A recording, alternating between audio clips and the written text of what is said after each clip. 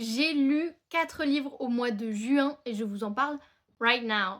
Au mois de juin, je suis partie une semaine en Écosse et j'ai lu un livre de plus de 1000 pages, donc c'est pour ça que j'en ai lu si peu, entre guillemets, c'est déjà bien 4 pour ma petite pile à lire qui commence à fondre comme neige au soleil.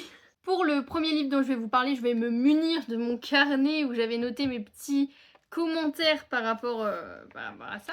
Parce que souvent, je pense à plein de choses à dire quand je lis le livre et quand je tourne la vidéo, j'oublie tout ce que je veux dire.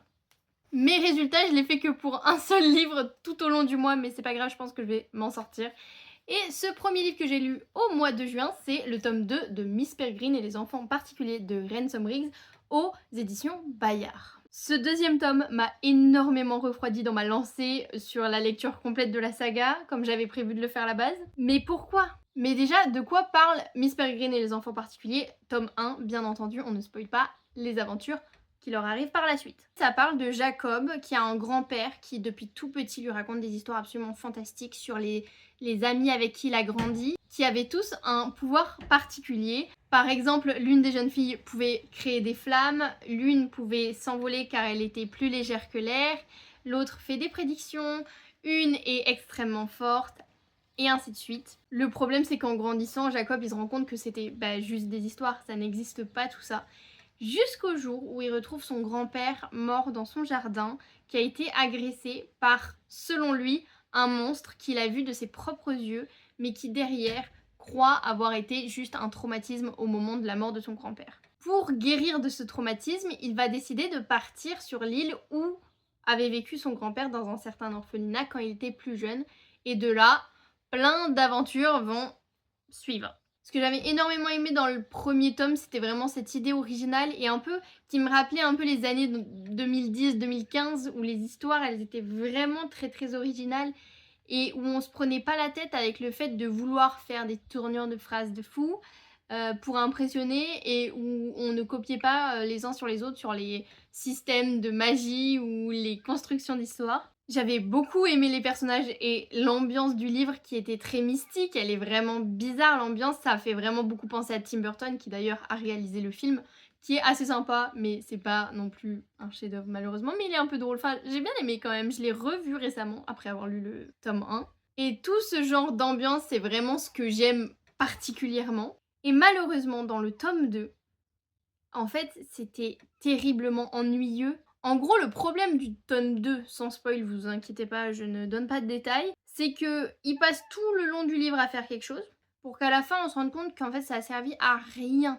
Après c'est mon avis, mais franchement quand on le lit on ne peut pas se dire que là j'ai lu tout un tome qui n'a servi à rien. Et le problème c'est que tout ce qui était très original dans le tome 1 a disparu dans le tome 2, c'est-à-dire qu'il n'y a plus eu vraiment des concepts originaux, ça a été vraiment une succession de problèmes. Ils ont un problème, ils combattent, ils fuient, ils s'en sortent.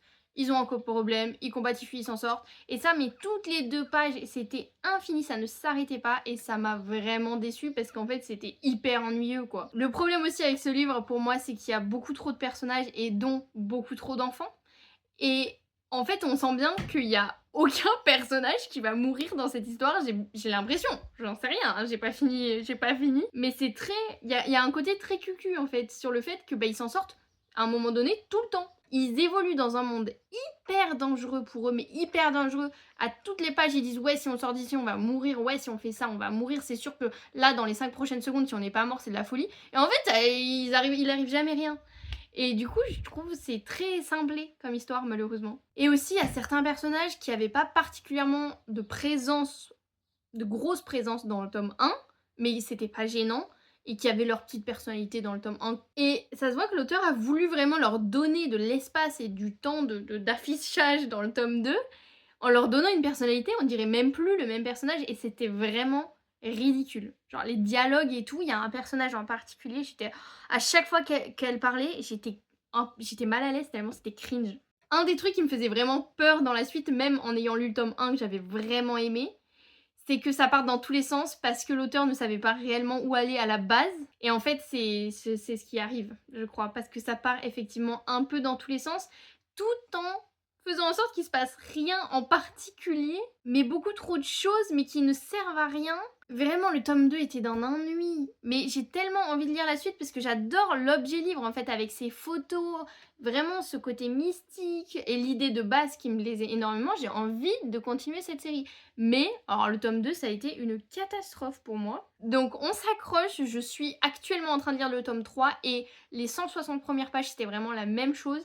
Et là ça commence à être quand même pas mal, mais c'est toujours dans le même concept de, bah il y a un problème, ils règlent le problème, il y a un problème, enfin pas vraiment ils règlent le problème, mais plutôt ils survivent, problème, survie, problème, survie. Et à chaque fois dans chaque tome il y a un truc, et en fait tout le tome se passe sur un truc. Aussi il y a des personnages qui vraiment, comment ils ont été éduqués et dans le style de vie qu'ils ont eu et qui savent les dangers qui les attendent, ont des réactions mais tellement illogiques à certains moments de l'histoire, ça décrédibilise tout le roman. Et ça, c'était très chiant aussi. Dans le tome 1, ce que j'ai noté, c'est que tout prenait le temps, en fait, vraiment. Le tome 1 prend énormément de temps à tout introduire et c'était super.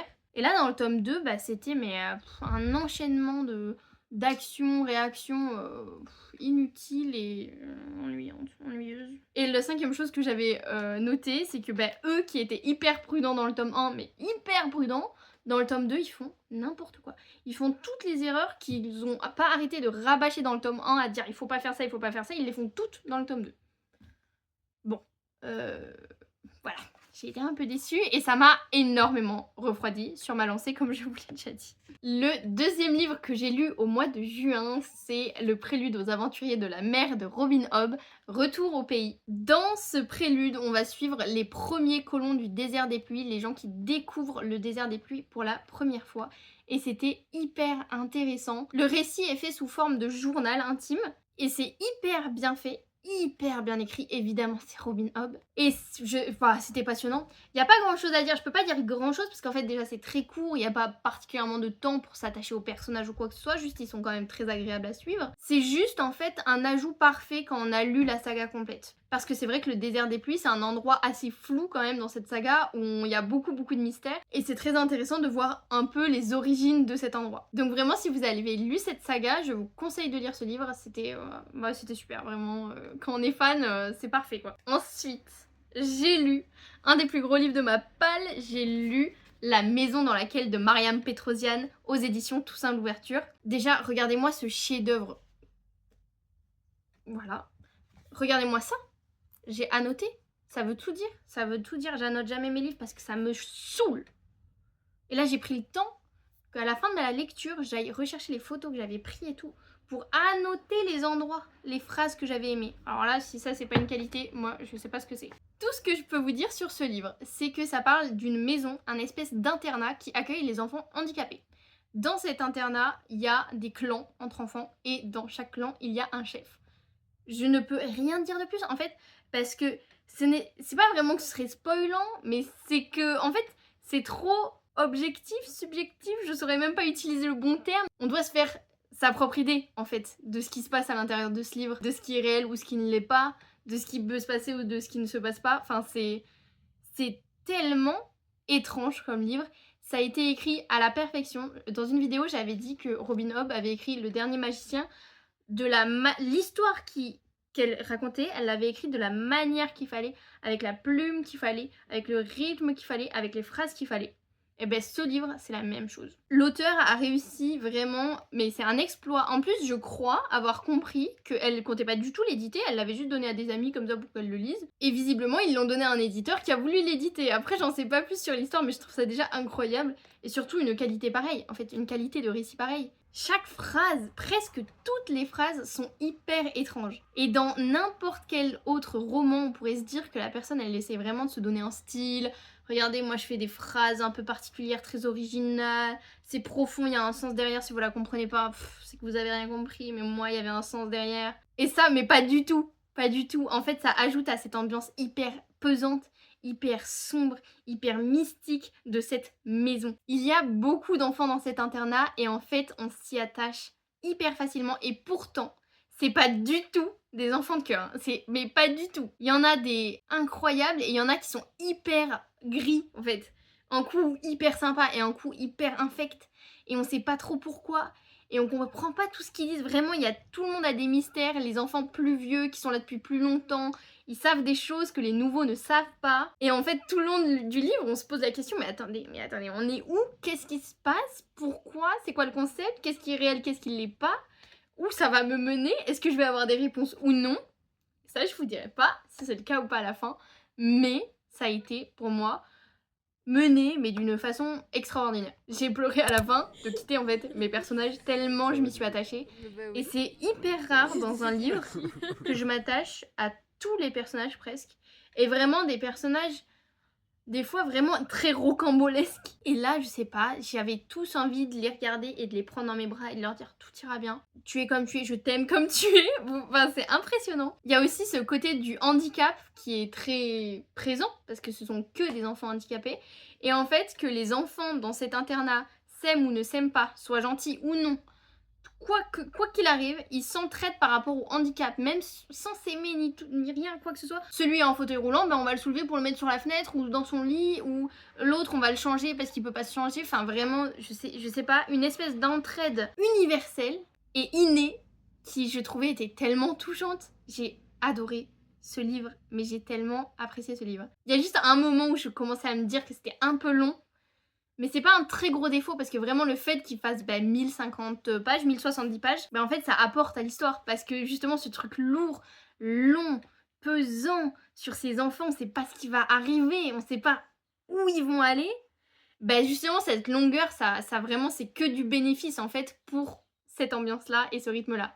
Mais c'est juste que voilà, peut-être à des moments, c'est vrai qu'on est très très perdu tout le long du livre et c'est un peu compliqué, hein. Il faut être concentré quand on lit ce livre et malgré ça on comprendra pas tout, mais c'est ça qui en fait aussi que l'univers est fou et hyper profond, flou et c'est très simple. À la fin du livre, vous savez, Monsieur Toussaint l'ouverture, à chaque fois ils mettent le nombre de pages, le nombre de millimètres que fait le livre, etc. Et en général, ils font une petite phrase par rapport à ça. Et donc, ils disent là, l'ouvrage compte 1880 pages et mesure 125 mm de largeur sur 190 mm de hauteur, avec un dos de 46 mm. Cependant, l'univers qu'il renferme n'a aucune limite. Et en fait, cette phrase résume tout le livre pour moi. C'était mais fabuleux. C'était fabuleux. Vraiment, lisez-le. Lisez-le. Lisez-le.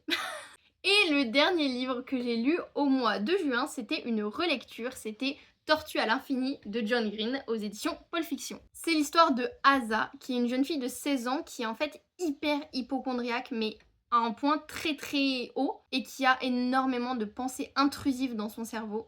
Elle suit une thérapie, elle voit un psy pour ça, mais pour elle, il n'y a pas grand chose qui marche, elle est juste terrifiée à l'idée de choper une maladie d'une quelconque manière. Asa, elle a sa meilleure amie qui s'appelle Daisy, qui elle écrit plein de fanfictions sur Star Wars, sur une histoire d'amour entre Rey et Chewbacca. Ok. Et qui va lui dire, écoute, il y a tel homme qui a disparu, qui est un milliardaire très crapuleux, voilà. Et son entreprise offre 100 000 $ à toute personne qui aurait un renseignement qui leur permettrait de retrouver l'homme. Sauf que cet homme, c'est le père de Davis, qui est un ancien ami un peu d'enfance de Asa. Et Asa, elle est un peu embêtée à l'idée d'essayer de se faire des sous sur le dos de Davis. Et donc, ils vont se recroiser. Et s'ensuit l'histoire de tous ces personnages qui ont leurs problématiques chacun. Et derrière, il y a aussi la disparition du père, cette petite enquête menée, où est passé le père. Davis, c'est vraiment pour moi un green flag. J'ai trouvé tellement adorable ce garçon. Il est hyper touchant, hyper simple, hyper juste. En plus, il se retrouve dans une situation où il doit s'occuper de son petit frère, alors que son père a disparu et que sa mère est décédée des années auparavant. Asa et lui, leur point commun, c'est que Asa, elle a perdu son père aussi très jeune. Et ils ont vraiment deux personnalités qui se complètent très bien, enfin qui, en tout cas, ils s'entendent extrêmement bien. Et j'ai trouvé ce livre très touchant. En fait, la première fois que je l'ai lu, je l'avais adoré. C'est mon John Green préféré, je crois. Et j'avais peur en le relisant de me dire, en fait, c'est vraiment très... Parce qu'il y a les John Green, moi j'ai un avis un peu mitigé dessus, parce que à chaque fois je trouve ça intéressant et on a envie dessus, mais souvent c'est très répétitif, hein. Pour moi, Qui es-tu Alaska et La face cachée de Margot, c'est les mêmes livres, hein, vraiment. Et à chaque fois, les personnages, ils doivent avoir une lubie hyper bizarre, et je trouve vraiment ça trop répétitif au bout d'un moment. Mais malgré tout, il y a une manière, enfin sa plume, je l'apprécie énormément. Et celui-là, bon ben, ne m'a pas déçue finalement dans cette relecture, j'ai adoré. Les pensées intrusives et le brouillard mental de Asa sont tellement bien décrits, c'est assez impressionnant parce que c'est vraiment ça en fait quand on a moi ça m'arrive des fois sur certains, alors je suis pas du tout hypocondriaque, mais sur d'autres genres de pensées intrusives, sur d'autres genres de brouillards mentaux, c'est vraiment ça en fait. Il les a mis en mots et il est vraiment très très très fort pour ça. Les personnages sont attachants. Pour moi, il y a juste un défaut dans le livre, c'est à un moment donné les problèmes d'amitié où on essaye de faire croire que ah mais c'est pas que la faute de la meilleure amie, c'est aussi la faute de la protagoniste. Alors qu'en fait, bah, ça a pas du tout pour moi été présent dans le livre. Alors c'est comme si ça avait été inventé en plein milieu pour montrer oui mais regardez ma protagoniste elle est pas toute blanche. Et je trouve ça dommage parce qu'en fait c'est pas vrai. C'est comme si ça existait pas, je sais pas. Et j'aime pas quand ça fait ça. Et ça le fait dans énormément de livres. Vraiment, ce truc de oui, j'ai été une mauvaise amie, mais en fait, toi aussi à mort. Mais on l'a jamais vu dans le livre par contre. Ça, c'est un petit hic que vraiment je n'aime pas dans ce genre de livre, dans les séries, dans les films, ça m'énerve. Et sinon, le deuxième petit hic, c'est quand même la fin. J'avais complètement zappé la fin. Et en fait, bah, c'est le genre de fin qui, moi, me déçoivent un peu. Je suis un peu... Ça me fout un peu le seum quand je les lis. Mais c'est vraiment pas la pire du genre de fin que j'aime pas. Et ça ne gâche pas le livre. Le livre, il vaut quand même la peine d'être lu. Et vraiment, pour quelques petites phrases qui sont dites, c'est vraiment hyper juste, hyper pointé en fait. Ça pointe un problème de la bonne façon, vraiment avec des mots exacts. Je ne saurais pas comment mieux expliquer ça. Et ben c'est tout pour moi, parce que j'ai lu que ces 4 livres au mois de juin. Je vous retrouverai dans une prochaine vidéo, je ne sais pas encore laquelle. Et j'espère qu'elle vous a plu. Moi, je vous souhaite de très belles lectures et je vous fais plein de bisous.